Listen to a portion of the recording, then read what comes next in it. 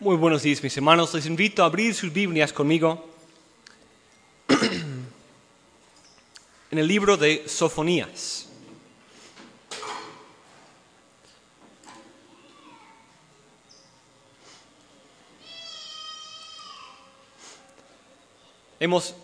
Estamos haciendo un pequeño recorrido por algunos de los profetas menores.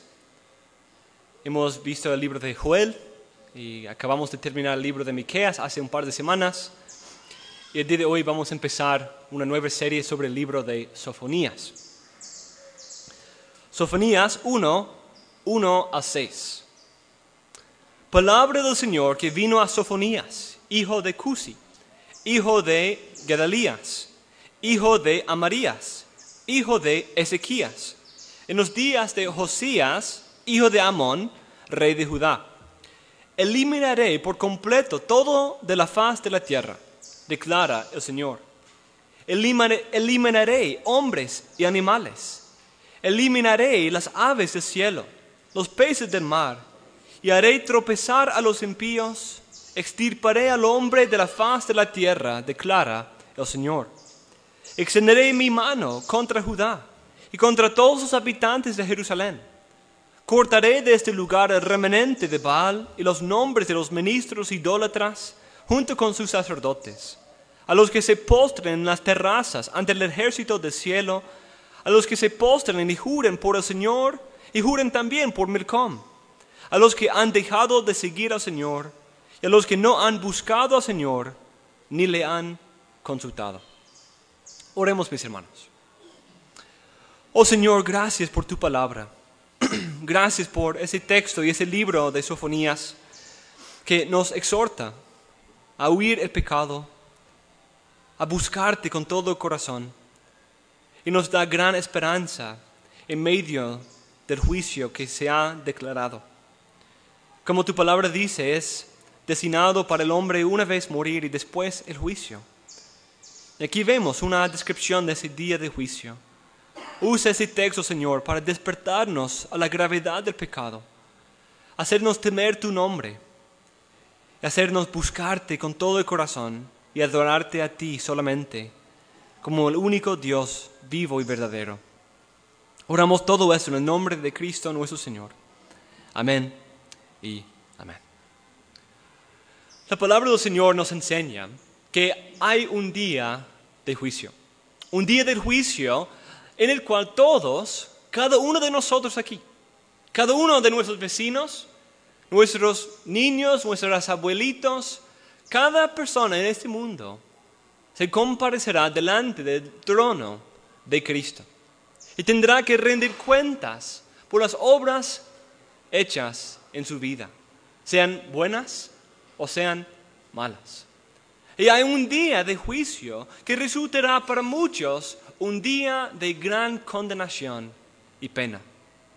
Será un día de destrucción completa de los malvados, de los impíos. Será como si Dios borrara de la faz de la tierra a todos aquellos que anden tras la terquedad y impiedad de sus propios corazones.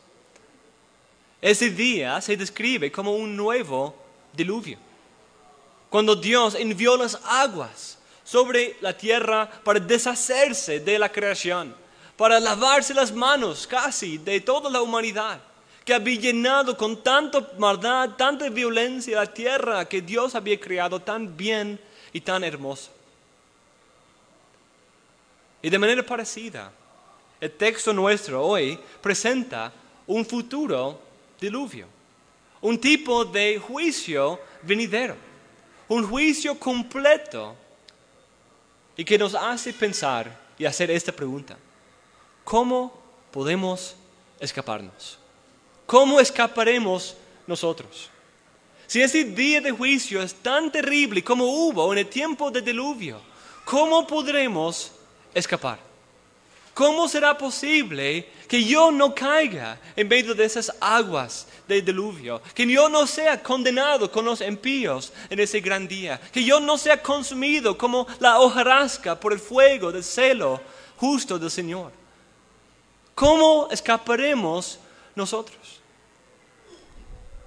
En este texto vemos esa declaración del juicio y vamos a señalar algunos de los indicios iniciales del libro de Sofonías de cómo escaparse de este juicio. No lo declara claramente aquí, hasta un poco más luego en el libro, pero empezamos a ver algunas de las maneras posibles en que uno puede escaparse de ese día de juicio.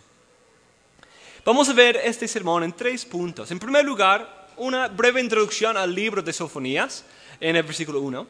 De ahí vamos a ver el anuncio de un nuevo diluvio en los versículos 2 a 4a, la primera parte. Y de ahí, la última parte del versículo 4 hasta el final del texto, veremos las causas o las razones que Dios da por este juicio.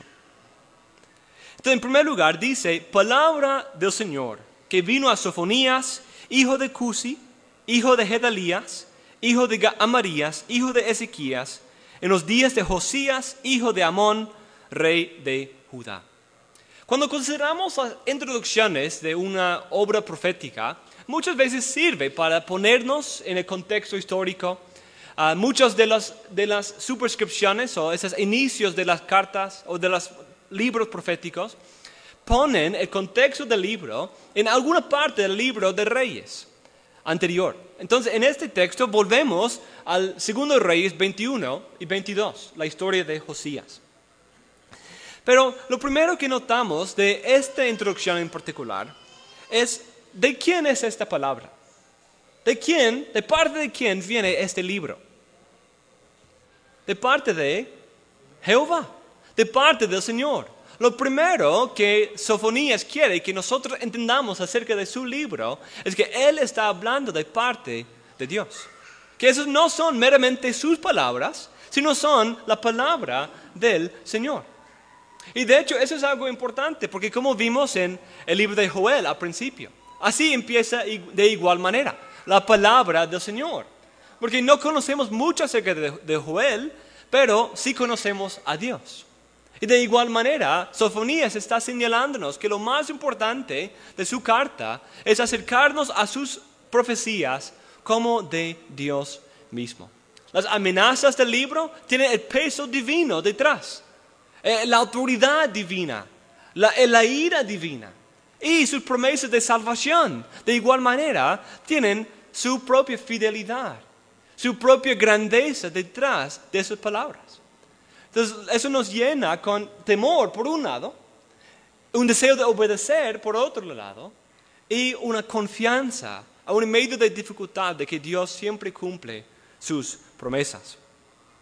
El libro de Sofonías también termina de esa misma manera.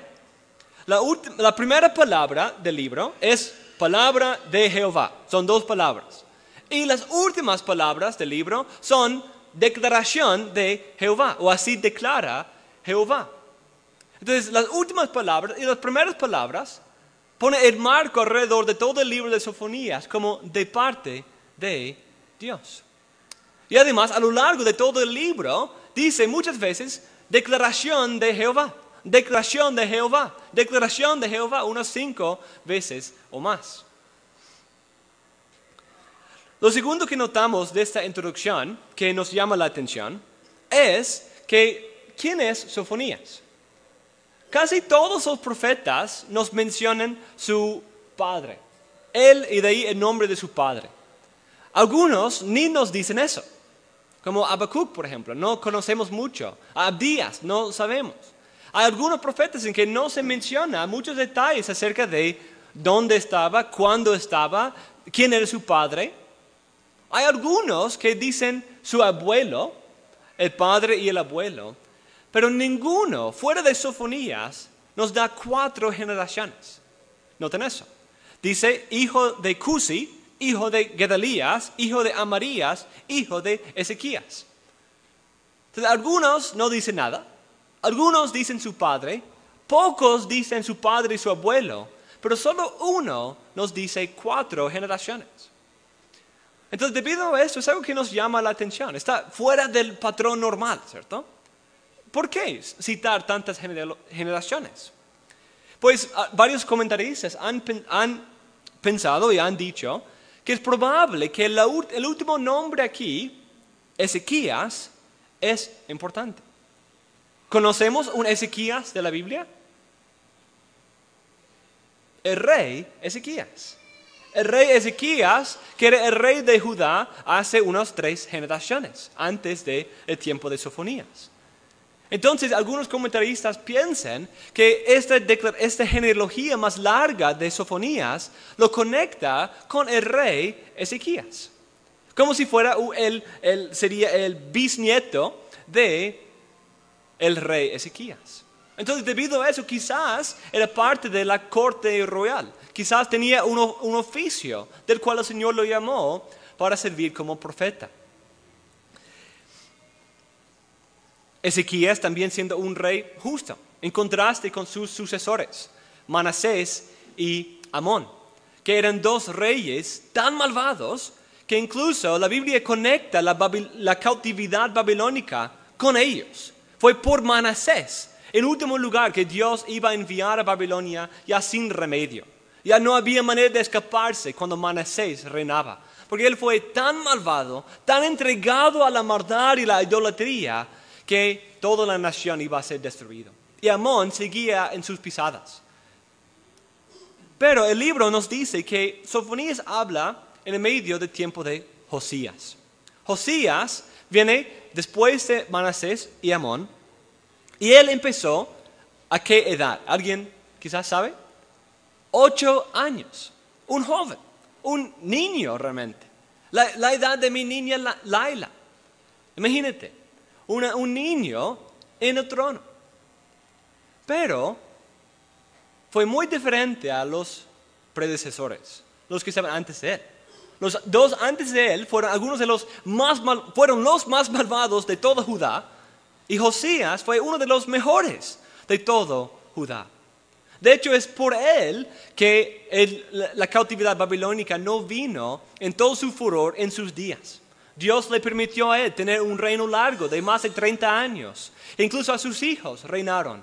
Y fue ya en la segunda generación que vino la cautividad babilónica. Dios, por medio de la obediencia de Josías, postergó un poco la venida de la destrucción.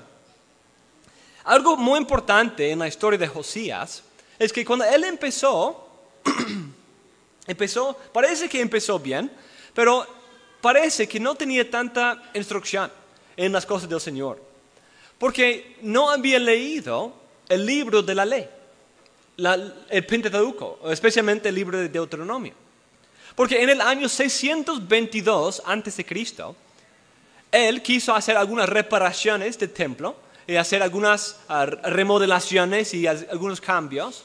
Entonces mandó a buscar en los tesoros del templo y contar el dinero y ya sacar un presupuesto para hacer algunos arreglos. En medio de ese trámite, ¿qué encontraron? El libro de la ley. El sumo sacerdote, Hilcías, encuentra un libro metido en alguna bodega por ahí y dijeron, mira esto, ese es el libro de Moisés. El libro de Moisés que se había pasado al olvido por algunas generaciones.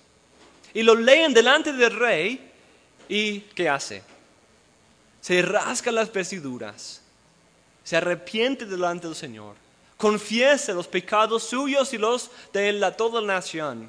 Empieza un proceso radical de reforma, de destruir los altares, de destruir la idolatría, de restaurar la adoración verdadera al Señor y de tener la ley leída públicamente delante de todo el pueblo.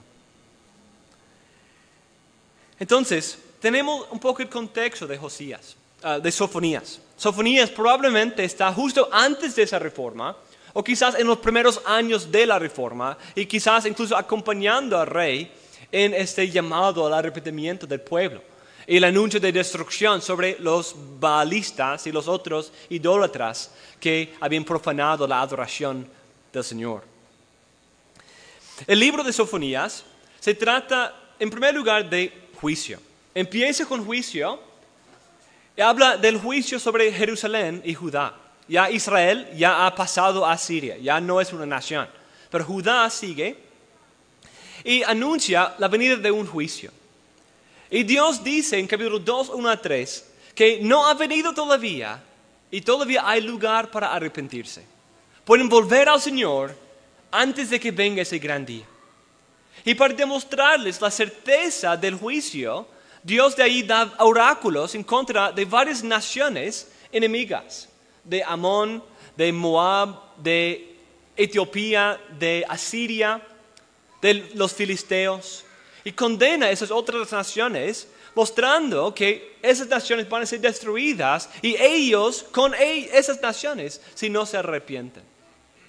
Y de ahí en capítulo 3, 1 a 7, vuelve al juicio sobre Judá. Incluso vuelve al mismo lenguaje que vemos en nuestro texto, de una desolación de la tierra, de una exterminación del pueblo de la faz de la tierra. Pero de ahí en versículo 8, como muchos libros proféticos, empiezan con juicio, pero ¿dónde terminan? Con esperanza, con salvación, con que Dios va a invertir el juicio y traer una redención de un remanente. Y precisamente en eso termina el libro de Sofonías. Sofonías 3, 8 a 20 son algunos de los versículos más gloriosos de todo el Antiguo Testamento, que proclaman una salvación tan gloriosa, una remoción del juicio, una lengua pura, una inversión de la torre de Babel, y una restauración del pueblo de Dios con todas las naciones en que invocarán el nombre del Señor con justicia y humildad y verdad. Y que Dios mismo va a morar en medio de ellos para siempre. Y nunca más habrá pecado en injusticia en medio de ellos. Entonces, por ahí vamos, mis hermanos, en este estudio. Viendo el juicio, pero también viendo esperanza en medio de ese juicio. Viendo que Dios es un Dios santo, quien condena el pecado, quien toma con seriedad el pecado, pero que también recuerda su pacto, cumple su palabra y salva a un pueblo humilde que confía en Él. Eso nos lleva al primer punto principal. Esa es una introducción al libro. Pero ahora llegamos al anuncio de lo que es un nuevo diluvio. 2 a 4a. Eliminaré por completo todo de la faz de la tierra, declara el Señor. Eliminaré hombres y animales, eliminaré las aves del cielo y los peces del mar. Haré tropezar a los impíos, extirparé el hombre de la faz de la tierra, declara el Señor. Extenderé mi mano contra Judá y contra los habitantes de Jerusalén. Este libro empieza con esta imagen de una exterminación total de todo lo que está sobre la faz de la tierra. Y esto parece poner parte del enfoque del libro, porque esa misma imagen vuelve al final del capítulo 1 y al final de la sección de juicio en capítulo 3. Entonces es repetida en 3 lugares, al inicio de la profecía, al final de la sección de juicio y también en medio de esa sección de juicio. Algo que usa este patrón de un diluvio, una exterminación completa, para describir la venida de juicio. El juicio de esa sección se presenta como una destrucción casi completa y comprensiva que toca a todas las naciones, todo el universo, incluso hasta la ciudad escogida de Jerusalén.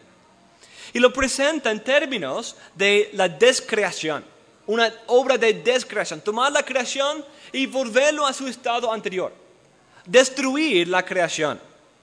Y lo hace a través de 3 referencias al libro de Génesis 1, Génesis 6 y el libro de Éxodo. En capítulo 1, 17 y 18, como dije, al final de ese capítulo, vuelve a ese lenguaje. Dice, traeré angustia sobre los hombres y andarán como ciegos porque han pecado contra el Señor. Su sangre será derramada como polvo y su carne como estiércol. Ni su plata ni su oro podrán librarlos en el día de la ira del Señor, cuando por el fuego de su celo toda la tierra sea consumida. Porque Él hará una destrucción total y terrible de todos los habitantes de la tierra. Ven cómo termina el primer capítulo con el mismo lenguaje. Y de ahí luego en capítulo 3, versículo 6. Yo he exterminado naciones, sus torreones están en ruinas. Hice desiertas sus calles, sin que nadie pase por ellas. Sus ciudades están desoladas, sin hombre alguno, sin ningún habitante. Escuchen la semejanza con el diluvio, destruyendo todo habitante de esas naciones. En el versículo 8, por tanto esperadme, declara el Señor, hasta el día en que me levante como testigo, porque mi decisión es reunir las naciones, juntar a los reinos, para derramar sobre ellos mi indignación, todo el ardor de mi ira, porque por el fuego de mi celo toda la tierra será consumida.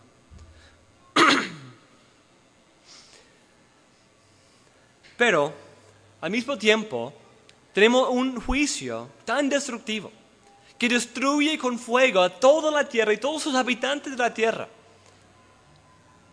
pero no sin palabras de esperanza, no sin una posibilidad de escaparse. Cuando uno escucha el lenguaje, voy a eliminar todo de la faz de la tierra, se desanima un poco, ¿cierto? Uno está diciendo, pero ¿cómo? ¿Cómo vas a destruir al justo con el injusto? ¿Cómo vas a destruir tu pueblo que tú has escogido? ¿Qué hay de tus promesas? ¿Que no prometiste no hacer otro diluvio? Y surge la pregunta de, ¿habrá algo de esperanza en medio de esto?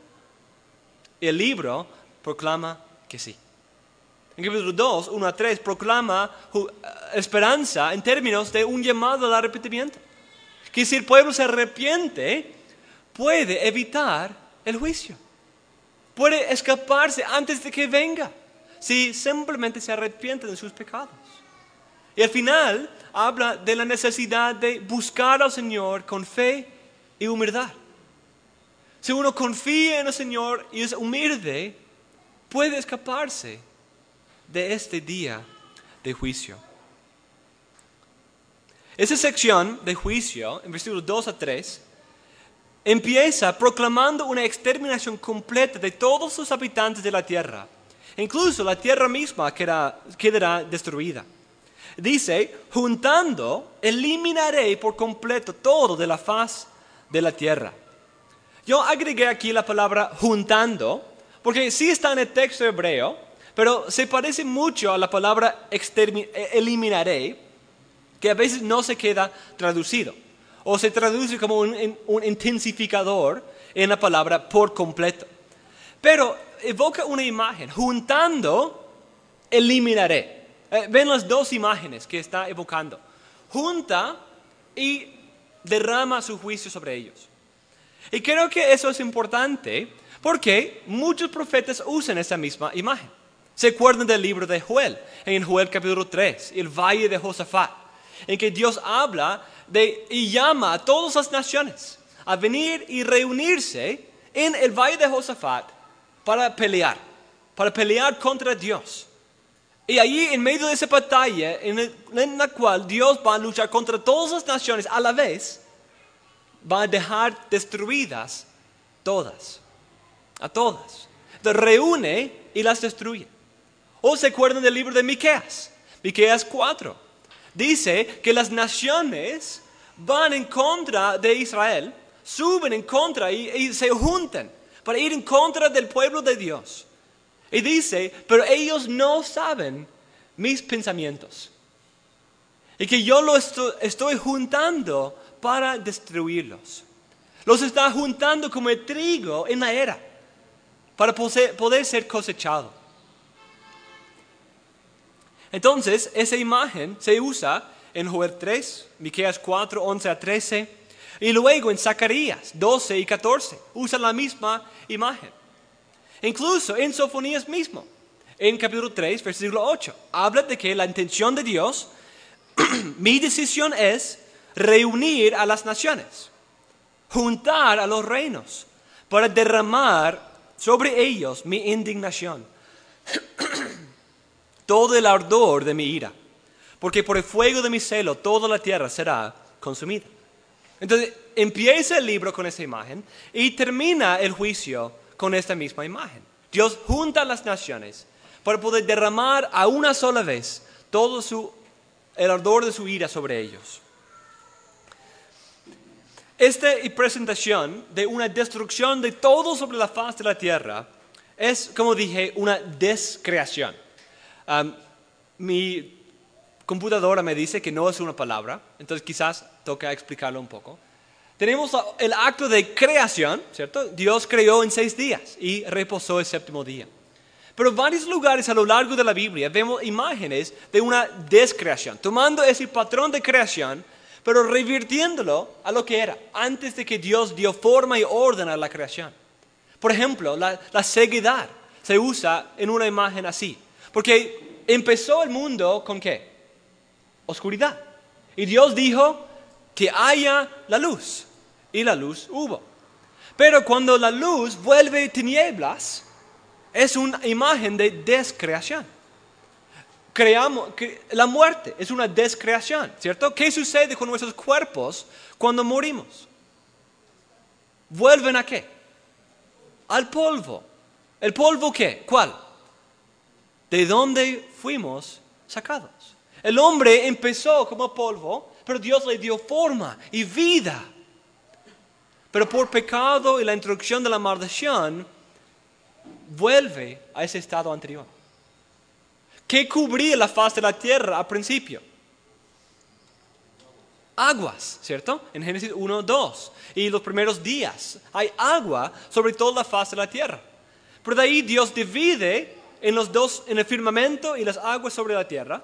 Y le divide la tierra seca de las aguas. Y junta las aguas en un lugar y sale la tierra seca. Pero en el diluvio, ¿qué sucede?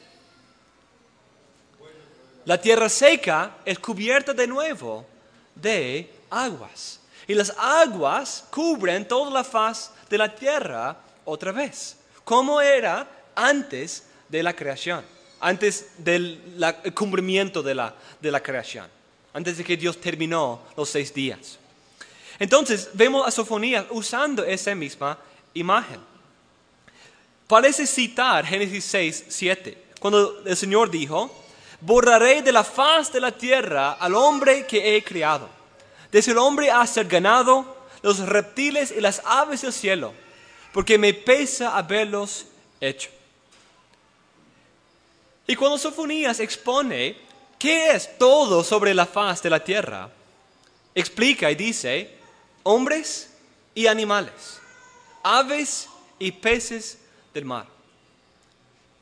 Esta lista viene precisamente del libro de Génesis capítulo 1. Y en un orden reverso. ¿Cuál fue lo primero que Dios creó en cuanto a seres vivientes? En el día 4. Las aves y los peces. Creó primero las aves y los peces para llenar los 2 firmamentos de agua. El firmamento en el cielo y las aguas sobre la tierra. Y del día 5, el día 5. Y del día 6, Dios crea, ¿qué? En primer lugar, las bestias del campo. Y finalmente crea al hombre. Entonces tenemos el orden de aves y peces, bestias y el hombre. Pero Sofonías habla de destrucción que va en el orden reverso. Empieza con los hombres, las bestias, y de ahí los peces y las aves. Está invirtiendo la creación. Es una descreación. Como también sucede en el libro de Génesis capítulo 6 y el diluvio. Entonces, Sofonías identifica lo que luego va a titular el Día del Señor como un acto de descreación paralelo al diluvio. Además, la causa de los dos es lo mismo. En Génesis 6 es la violencia y la impiedad. Y aquí habla de la impiedad y las cosas que causan tropiezo. Los obstáculos, las piedras de tropiezo que causan a su pueblo caer en idolatría y pecado. Incluso un término usado para describir a los ídolos en varios textos. No es un problema de los animales, ¿cierto? No es que Dios está airado precisamente con los animales por algo. Sino el problema es los hombres que fuimos puestos sobre los animales. para bendecir la creación, para sojuzgar la creación, para traer la bendición divina sobre la creación. Pero en vez de bendecir la creación, en vez de sojuzgar la creación, en vez de llenar y multiplicarnos en la creación para bendición y vida, en Génesis 6 se multiplica la violencia. Se multiplica la maldad en el corazón del hombre. Y llena la tierra, sí, pero de pecado y de maldad. Y aquí también, el pueblo de Israel en Jerusalén y la tierra prometida, tenía la intención de llenarla con vida, obediencia, con la gloria y la presencia de Dios. Y bendecir desde ahí a todas las naciones.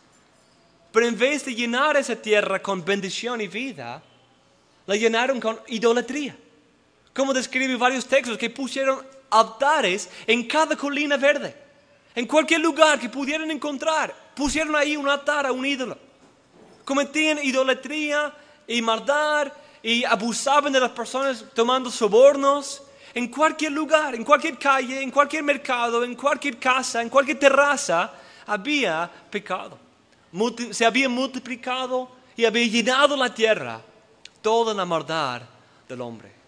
Y por eso Dios viene, tanto en Génesis como aquí en Sofonías, para destruir a los malvados. Pero al hacernos pensar en Génesis 6:7, quizás encontramos el primer destellito de esperanza. Porque Génesis 6:7 es un texto particular, que viene justo antes de ¿qué?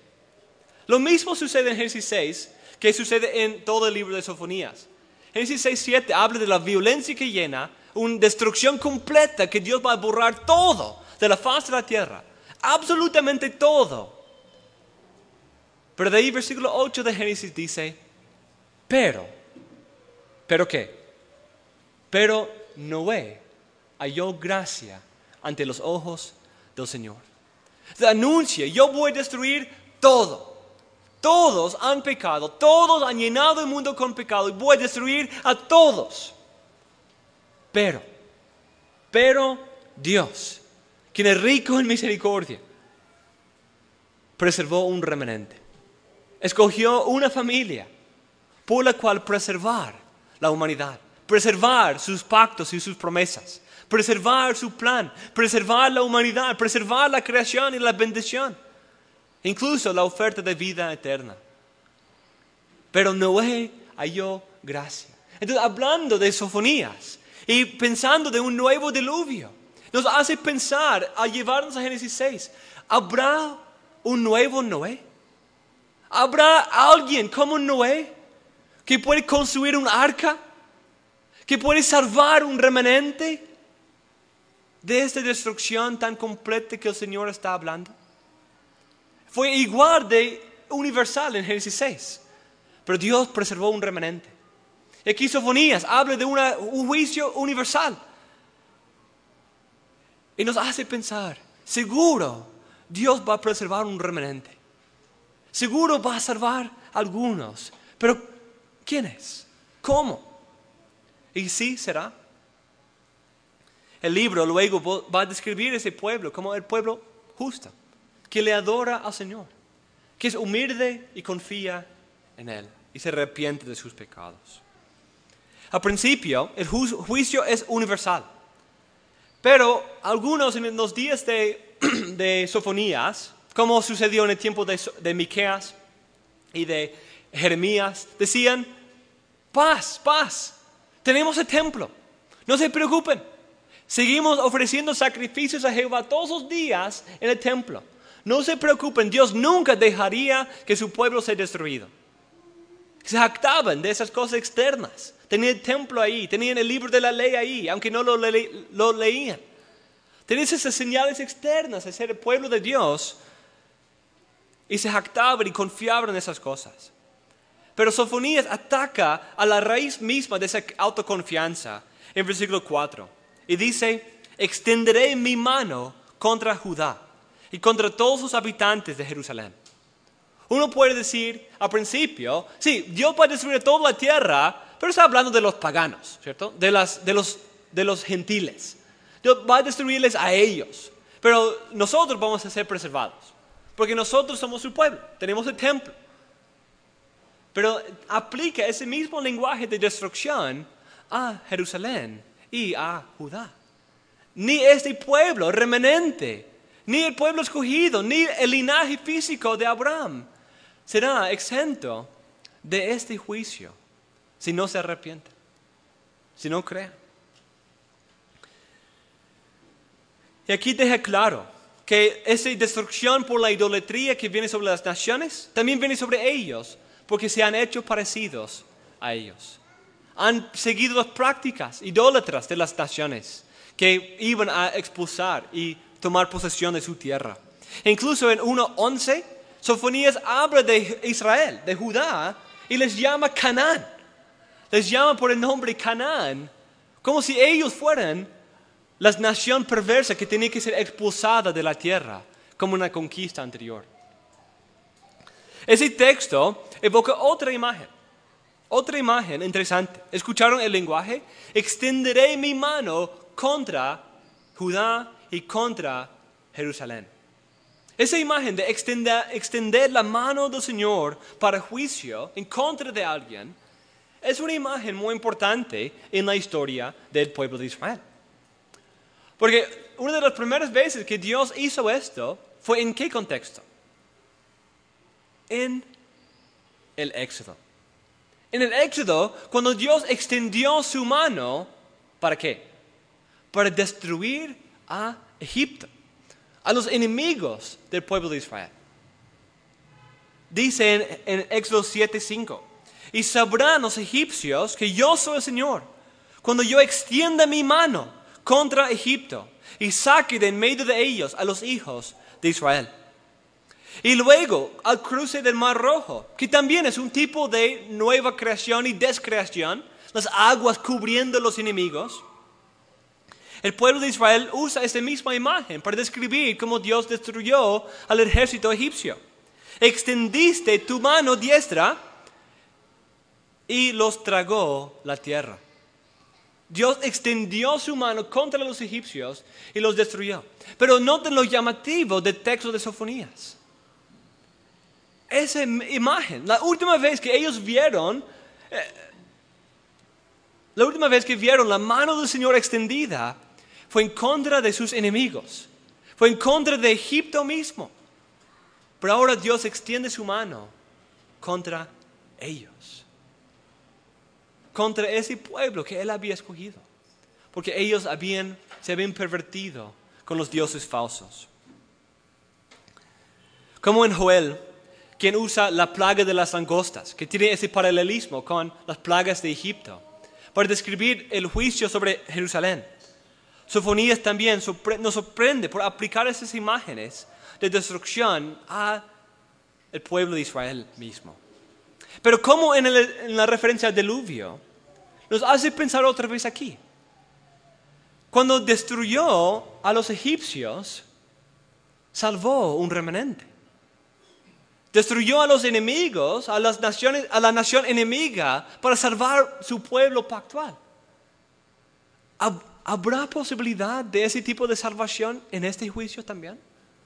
¿Será posible que Dios también tenga otro remanente del linaje de Abraham prometido? Esa simiente prometida de Abraham, que Él pudiera librar un remanente.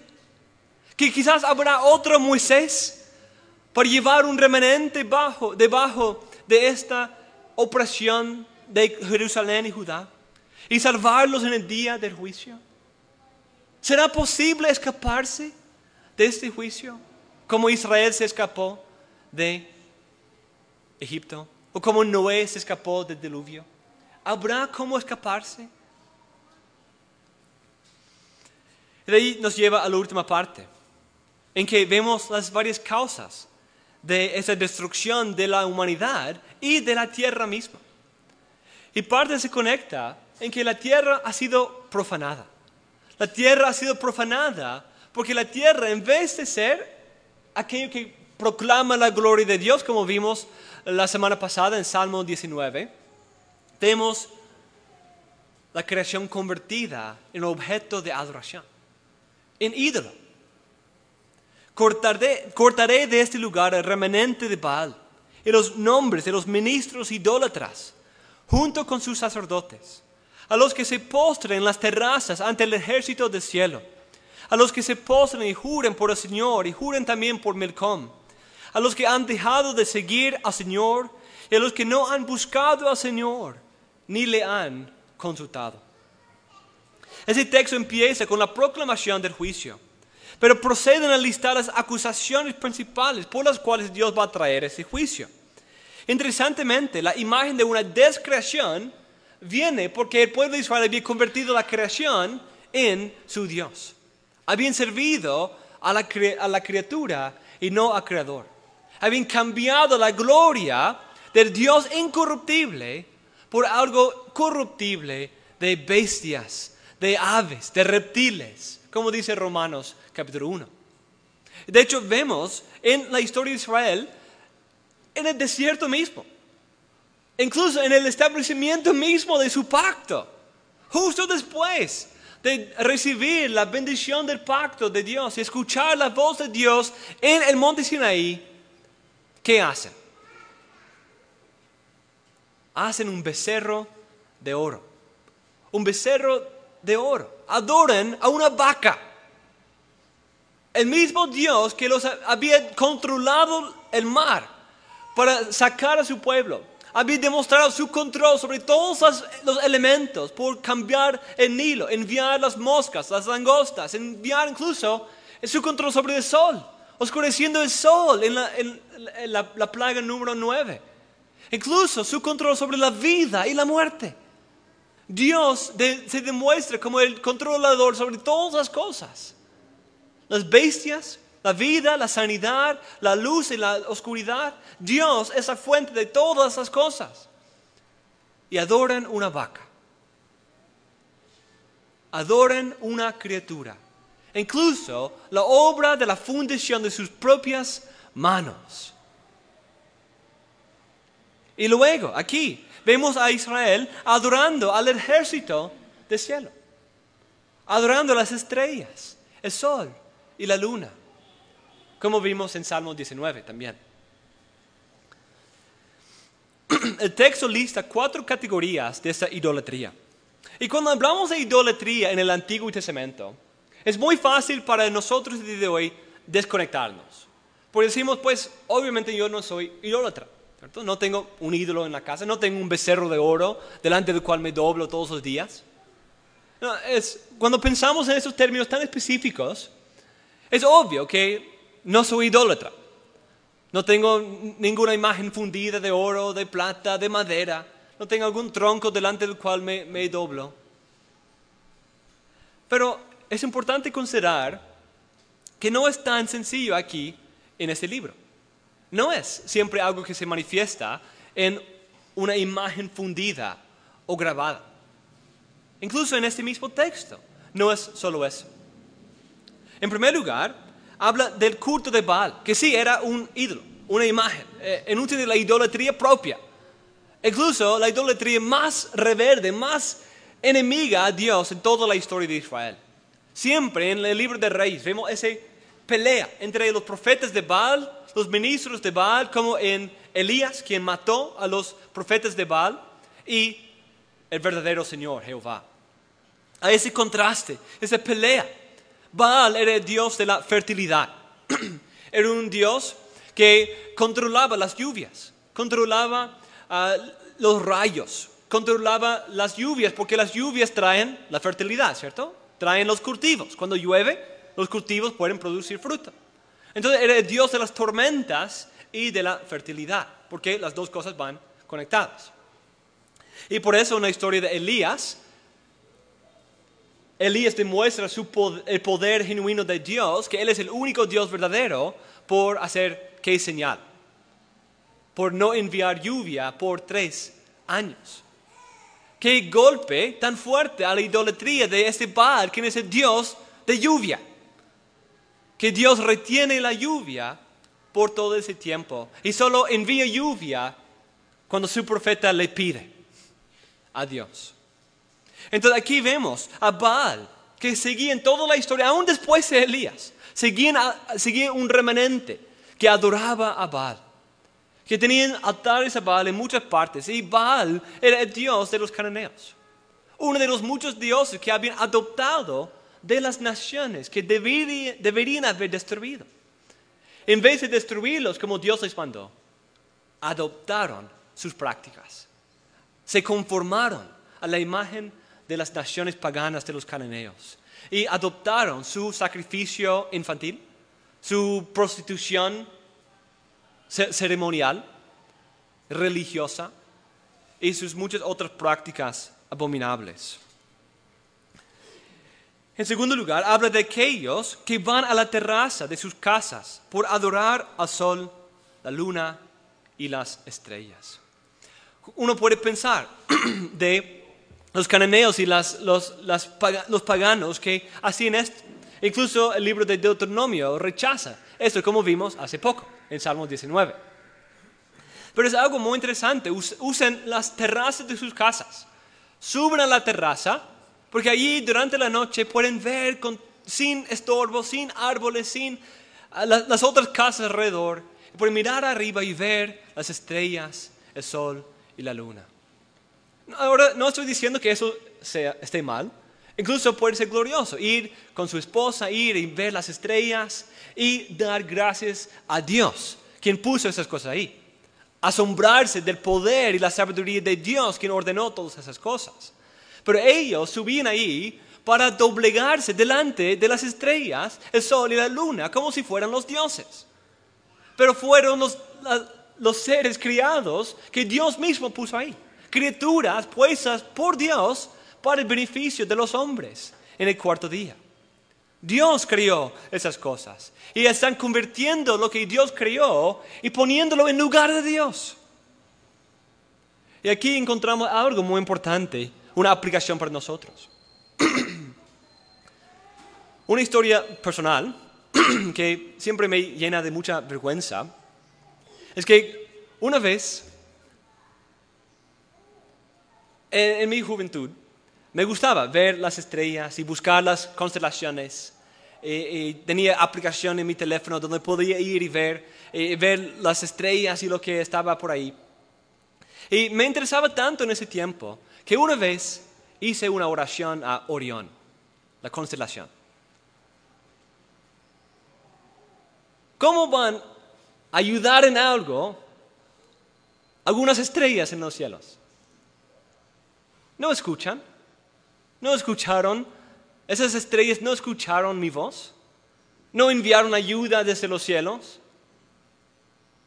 No les importaba nada. Están ahí en su curso, obedeciendo al Señor a quien yo había ofendido, por darle un honor a una de sus criaturas que solo le pertenece a Él. Ese es un ejemplo extremo, que sí es una historia verdadera, pero ¿cuántas veces convertimos las cosas que Dios ha creado en algo que preferimos sobre Él? La comida, el dinero, el sexo, el trabajo, la fama, incluso nuestra propia familia, nuestra propia vida, la manera en que otros nos ven. Estamos dispuestos a desobedecer al Señor, ir en contra del Señor para tener algo que Él ha creado. ¿Quién nos dio el don de las relaciones sexuales? Dios. Algo creado por Él para su gloria. Y un don glorioso por el cual debemos dar gracias al Señor. Pero ¿cuántas veces nosotros y nuestra cultura lo hemos convertido en Dios? El dinero, algo que Dios da, ¿cierto? Dios da oportunidad de trabajo. Dios bendice con toda buena cosa. Pero ¿cuántas veces convertimos su dádiva en Dios mismo? Y nos olvidamos de Dios, dador de todas las cosas, y le servimos a sus dádivas. Dios nos ha dado nuestro matrimonio, nuestros hijos, nuestra vida, nuestros dones y talentos. Todo viene de Él. Entonces, en vez de adorar a nosotros, a otros, a alguna criatura, algún don de Dios, y servirlo como si eso fuera Dios, servimos a Dios mismo. Incluso esta misma práctica vemos en nuestra propia cultura aquí en Ecuador. Cuando uno va a los Sáchila, siempre uno tiene algunos sentimientos un poco encontrados. Porque, por un lado, se regocija con la gracia común y la manera en que Dios da plantas y da medicina natural y hace tantas cosas en la creación que son tan increíbles que pueden traer beneficios a los hombres. Incluso la sabiduría que ha dado a los hombres a poder discernir la manera en que ciertas plantas se pueden usar en medicina o en cocina y muchas otras cosas. Es algo muy increíble. Pero al mismo tiempo, en la cultura sáchila, hay una adoración, una gratitud dada a la Madre Tierra. Es bueno reconocer todas las buenas dádivas que la tierra nos ha dado, pero reconozcamos la fuente, reconozcamos el verdadero origen, demos las gracias a Dios, quien ha creado y ha diseñado la tierra de esta manera, quien está providencialmente gobernando la creación. En tercer lugar, habla de una adoración mezclada. Eso es un punto muy importante a la luz de la enseñanza de nuestro Señor cuando dice que no puedes servir a dos señores. Porque o vas a odiar a uno y aferrarte al otro, o vas a odiar al otro y aferrarte al uno. Dice que va a traer juicio sobre aquellos los que se postren y juren por el Señor. ¿Por qué va a juzgar a aquellos que juren por su nombre? ¿Por qué va a juzgar a aquellos que se postren delante del Señor? ¿Cómo va a juzgar a sus propios adoradores? Pero continúa. Y también juran por Milcom. Llevan dos nombres en su boca. Ha agregado Jehová al panteón de los dioses cananeos. Milcom, el dios de los amonitas. Simplemente Dios es uno entre muchos. Es su Señor, pero también sirve a otras cosas. Quizás los días domingos sirve al Señor, pero los otros días jura por otro Dios. En algunos contextos jura por el Señor. Es como si Dios fuera el santo patrón de su vida religiosa. Y cuando quiere dinero, sirve su trabajo. Cuando quiere alguna bendición de Dios, va a la iglesia y le pide a Él. Pero Cristo dice, no podemos servir a dos señores. Y esas personas no estaban sirviendo a dos señores. Parecían quizás mejor que los que se entregaron por completo a Baal, pero solo externamente se veía mejor. Porque para Dios los dos eran igual de detestables y dignos de destrucción. Y en último lugar, dice a los que han dejado de seguir al Señor. A los que no han buscado al Señor ni le han consultado. Entonces, algunos son condenados porque sí piensan del Señor, pero como si el Señor fuera uno entre muchos. Para pedirle algunas cosas a Él y de ahí pedir otras cosas a otro Dios. Pero hay muchos que ni les entra a la cabeza, ni les pasa por la mente el Señor. Han dejado de seguirle, dejado de buscarlo y han dejado de consultarle. Dios no entra en su mente, no piensa de Él. Pero si Dios trae juicio sobre aquellos que no le invocan, ¿qué habrá de aquellos que sí invoquen su nombre? ¿Qué habrá de aquellos que sí busquen al Señor? Que sí siguen al Señor en ese día del juicio. ¿Habrá la posibilidad de que un remanente se puede salvar buscando al Señor y clamando por su nombre? ¿Habrá esa posibilidad? Parece que sí. Porque esas dos palabras, buscar y consultar, esas dos palabras aparecen juntas en otro texto de las Escrituras. En otro texto, interesantemente, en el cual se condena la idolatría. En el libro de Deuteronomio, capítulo 4. Deuteronomio 4, 15 adelante, habla de cómo el pueblo de Israel va a entrar a la tierra. Y Moisés les advierte, no os hagan como los cananeos. No se conformen a los cananeos. No sean tentados, destrúyelos por completo, porque si no, van a ser tentados y van a adorar sus dioses. Entonces, no sirve a los Baales, no sirve a los otros dioses falsos de los cananeos. No adoren al ejército de los cielos, a las estrellas, el sol y la luna. Rechaza esas cosas de manera específica. Las mismas cosas mencionadas en nuestro texto.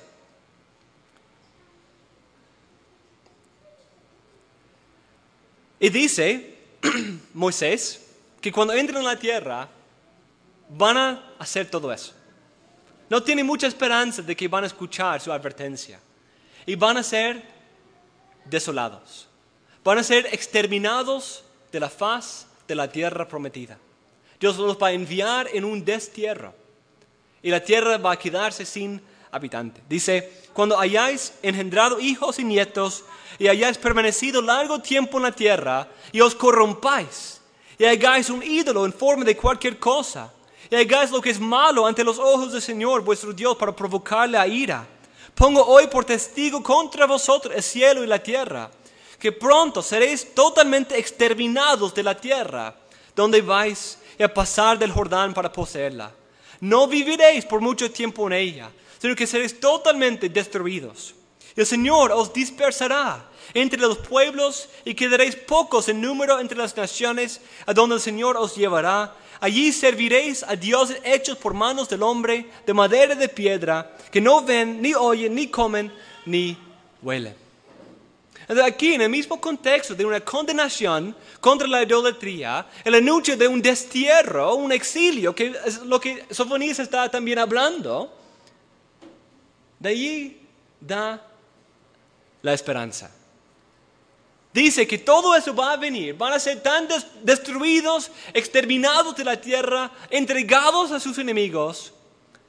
Pero, versículo 29. Pero de allí buscarás al Señor tu Dios. Y lo hallarás si lo buscas, si lo consultas. Si lo buscas y si lo consultas. Las dos palabras. Con todo tu corazón y con toda tu alma. En los postreros días, cuando estés angustiado y todas esas cosas te sobrevengan, volverás al Señor tu Dios y escucharás su voz. Pues el Señor tu Dios es Dios compasivo. No te abandonará, ni te destruirá, ni olvidará el pacto que Él juró a tus padres. Entonces, mis hermanos, ha anunciado un nuevo diluvio, un día de juicio final. Ha hablado de un éxodo en reversa, en que van a salir de vuelta al destierro, al exilio en Egipto. Y nos hace preguntar, ¿qué hay de los pactos y promesas de Dios? ¿Dios no prometió a Noé que no iba a enviar otro diluvio? Entonces, ¿por qué habla de otro diluvio? ¿Dios no prometió a Abraham que una descendencia numerosa iba a bendecir a todas las naciones? ¿Y cómo puede hablar de destruir esa nación? ¿Dios no prometió a David un rey que iba a reinar sobre Judá y Jerusalén por siempre? ¿Y su trono nunca sería quitado? Entonces, ¿cómo habla de una destrucción completa de Judá y Jerusalén? ¿Dios es infiel? ¿Dios ha abandonado sus promesas? ¿Se ha olvidado de la compasión y la gracia? ¿Cómo puede Sofonías hablar de una destrucción así de completa? Pues Sofonías anuncia este juicio para evitar una falsa confianza en esas promesas, en los favores anteriores. Es decir, pues hemos recibido los pactos. Somos la descendiente de Abraham. Como dice el Nuevo Testamento, ¿cierto? No importa si no te arrepientes. No importa, porque Dios puede levantar de piedras hijos de Abraham. Para evitar esa falsa confianza, anuncia una destrucción completa. Y dice que ese juicio viene sobre aquellos que no buscan ni consultan al Señor. Algo que nos hace pensar de otro texto en que Dios promete salvación y misericordia al pueblo que busca y que le consulta, que invoca su nombre y que le busca con todo el corazón. Entonces, no es explícito aquí en Sofonías, pero a través de su uso de las Escrituras es sutil. Y lo que es sutil aquí es explícito luego en el libro. Y vamos a ver cómo va desarrollando esa idea. Pero mis hermanos, viene el día del juicio. Viene el día del juicio que va a destruir todo sobre la faz de la tierra. Dios va a deshacer esta creación y hacer una nueva. Va a haber un nuevo diluvio, pero ese va a ser aún peor. Pero hay una manera de escaparse. Solo una. Hay una manera. Cuando anuncia un juicio destructivo de todo el universo, implícito ahí, para que no rápidamente sigues en tus pecados diciendo, pues el Señor va a tener misericordia. Vamos a seguir en el pecado para que la gracia abunde. Se anuncia claramente el juicio para aterrar, para que temoricemos delante del Señor. Y nos doblegamos en humildad diciendo, oh Señor, ten piedad de mí. Pero de ahí sutilmente viene el mensaje, que si buscas al Señor con todo tu corazón, si invocas su nombre, como dice Joel, todo aquel que invoque el nombre del Señor será salvo. Si clamas al Señor con todo tu corazón, si crees en Él y te arrepientes de tus pecados, hay cómo escaparse de ese día de juicio. Para un pueblo humilde, pero para aquellos arrogantes que siguen en su idolatría, ese día vendrá como ladrón en la noche. Pero para aquellos que se arrepientan, vendrá, pero vendrá como el sol con sanidad en sus alas, trayendo vida eterna. Habrá un arca en ese día, en ese nuevo diluvio. Habrá un arca para el remanente del pueblo del Señor, los que se refugian en Cristo. Cristo es el nuevo arca y todos los que están en Él por fe serán librados, encontrarán escapatorio en ese día del juicio final. Y de hecho el resto del libro de Sofonías va a ir desarrollando esa idea. Pero mis hermanos, les ruego, refúgiense en Cristo. Abandonemos nuestros pecados y nuestra conversión de la creación buena del Señor en Dios, en ídolo. Adoremos al Dios verdadero con todo nuestro corazón y busquemos su rostro. Clamemos su nombre y confiemos en su promesa de salvación. En Cristo, mis hermanos, hay redención, porque Él ha tomado el juicio y el ardor de la ira de Dios por todos los que crean en Él. Y en Él hay vida eterna. En Él hay escape. En Él hay un arca para toda alma, un refugio en el día del juicio. Luz en medio de las tinieblas. Misericordia en medio del juicio. Compasión en medio de la ira. Vida en medio de la muerte. Confíen en el Señor y solo en Él. Oremos, mis hermanos. Oh Señor, te damos gracias por este texto, ese libro que hoy iniciamos. Instrúyenos por ese libro. Oh Señor, despierta nuestros ojos y nuestros corazones a ver la grandeza, la gravedad de nuestro pecado. Que no seamos, oh Señor, obstaculizados, tropezados por la maldad y quedamos expuestos a tu ira, sino que cada uno aquí se refugie en ti, clame tus promesas, invoque tu nombre, se arrepiente de sus pecados y que lo hagan hoy y no esperan ese día que vendrá aunque no sabemos cuándo exactamente. Oh Señor, muestra tu misericordia para con estos mis hermanos, para que tu pueblo regocije en ser partícipes de la redención en Cristo y que los pecadores se arrepientan y se refugien en Él, el único camino a la paz y vida.